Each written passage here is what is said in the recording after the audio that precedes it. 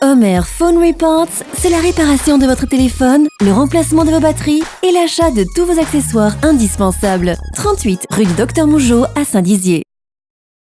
Le département organise le concours Les idées inspirées de la Haute-Marne. Soutenez et votez pour votre projet favori sur idées-inspirées.fr et tentez de lui faire gagner le prix du public. Les Hauts-Marnais débordent d'imagination et méritent que tout le monde le sache. Le département de la Haute-Marne vous présente votre journal.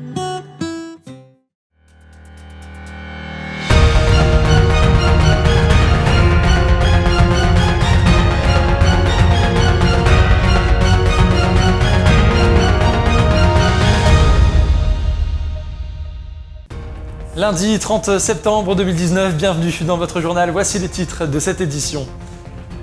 Un cambriolage à Saint-Dizier ce week-end dans les locaux de la Banque Alimentaire. La porte du hangar a été forcée. Reportage dès le début de ce journal.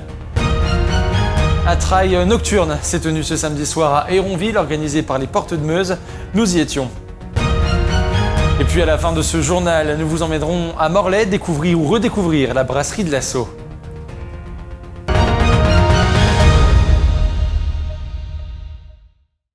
Bonsoir à tous et merci de regarder le journal de Puissance Télévisions. Et on commence cette édition avec ce cambriolage survenu dans les locaux de la Banque Alimentaire de Saint-Dizier ce samedi soir. Le rideau de fer de l'établissement a été forcé et une chambre froide ouverte.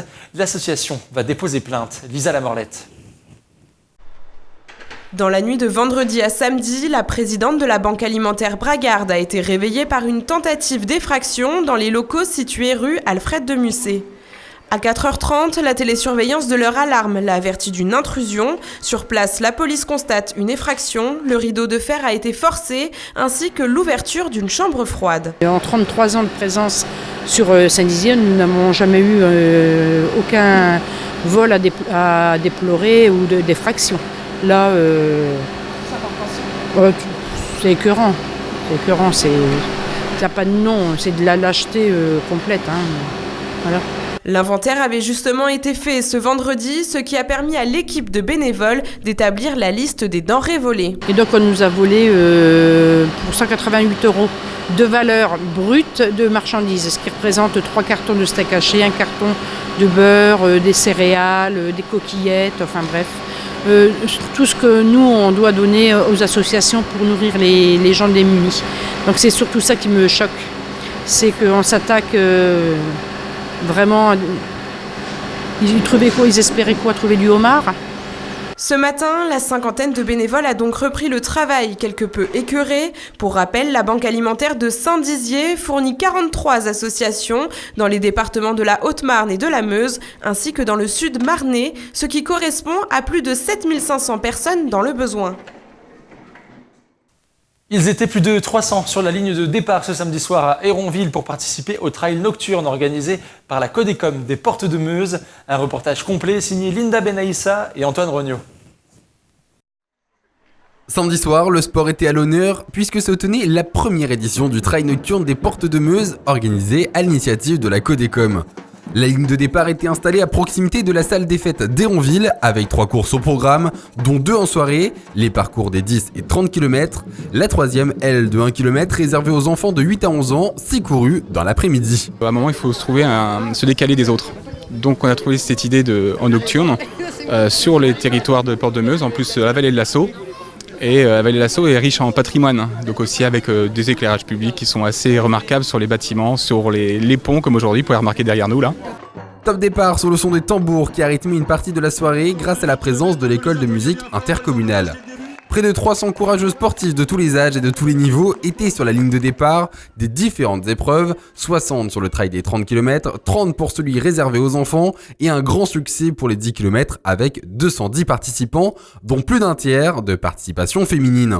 Je suis débutante, donc moi j'essaye de m'entraîner. J'ai des jumeaux, donc c'est un peu difficile de trouver du temps, mais quand je travaille, je vais à la salle entre midi, donc j'essaye de courir 6 km.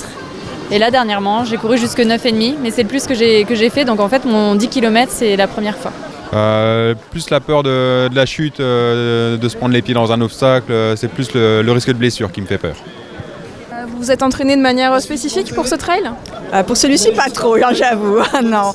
Pour les précédents, un peu plus. Là, on y va un peu plus confiant, on verra. Mais par contre, trail nocturne, oui, c'est la première, effectivement. C'est mon premier trail. Ouais. J'ai l'habitude de courir à pied, mais premier trail. Une préparation particulière pour l'événement ? L'entraînement que 3 fois par semaine et c'est suffisant. Moi je suis venu en touriste aujourd'hui. Sinon non, on se prépare avec plusieurs séances dans la semaine. Et puis on fait différents exercices pour préparer les côtes, pour préparer les descentes et puis varier les terrains, quoi. Donc voilà, en fonction des niveaux, parce qu'on a plusieurs adhérents maintenant, on est quand même 65. Et après un parcours parfois complexe, comme dans cette montée dite du Calvaire à Ruaunonin, les concurrents ont pu profiter de l'ambiance nocturne de ce trail et emprunter des axes souvent oubliés, avant de rejoindre de nouveau la ligne de départ où les organisateurs ont offert aux coureurs de quoi se restaurer, l'idéal pour s'accorder un temps de repos bien mérité. L'événement, quant à lui, a attiré des participants venus des 4 coins de la Meuse, un gage de succès pour cette première édition qui devrait se renouveler l'année prochaine. Ambrée, blonde ou brune, les bières artisanales sont très en vogue ces dernières années. C'est sur ce créneau de la bière locale que s'est positionné Ghislain depuis 3 ans maintenant. Installé à Morlaix dans la Meuse, il se donne à fond pour son activité dans le respect de l'environnement et de la tradition. Un reportage signé Julien Carré. Connaissez-vous la brasserie de l'Assaut ? Cela fait maintenant 3 années qu'elle est implantée dans le village de Morlaix. Cette bière artisanale meusienne est produite par Ghislain Balland. Moi j'ai commencé à brasser chez moi en tant qu'amateur, avec ce projet plus tard de monter cette brasserie. 4 types de bières sont confectionnées au sein de cette brasserie, de la blonde, de la brune, de l'ambrée fumée, ainsi que de la bière de saison.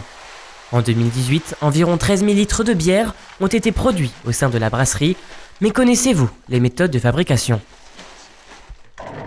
La première étape pour une bière, il faut d'abord concasser le malt afin de casser le grain et de récupérer l'amidon pour le mettre à brasser. Alors là on vient de concasser du malt qui est un peu caramélisé. Aujourd'hui je brasse la bière de Noël, donc ça va être une bière un peu ambrée. Donc là on voit que le malt est caramélisé. Une fois l'amidon récupéré, direction la salle de brassage. Ghislain va verser le tout dans de l'eau à plus de 60 degrés.